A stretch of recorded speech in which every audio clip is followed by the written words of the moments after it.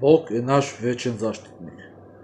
Кој живее под закрилата на Севишниот, тој престојува во домот на небескиот Бог и ќе му рече на Господа: Ти си мој застапник, ти си моје пребивалиште, Бог мој, и на тебе ќе се надевам.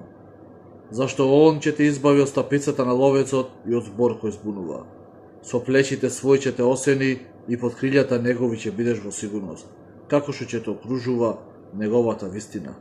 Нема да се уплашиш од ноќен страв, ни од стрела што лета дење. Од суштества што одат во темнина, од зараза и од бес што пустошува напладне. Покрај тебе ќе паднат 1000 и 10.000 десно од тебе, но до тебе нема да се приближат. Само ќе гледаш со очите своји и ќе гледаш оплатата на грешниците. Зашто ти си Господи, надеж моја, Севишниот го избрав за своје прибежиште. Зло нема да ти се случи и неволја нема да ти се приближи до телото твое. Затоа што ќе им заповеда на ангелите своји за тебе, да те чуваат на сите патишта твои. Ќе те понесат на раце, да не ја сопнеш од камен ногата своја.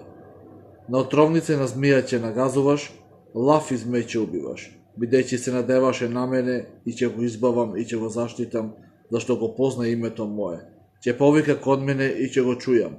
Со него сум во неволја, ќе го избавам и ќе го прославам.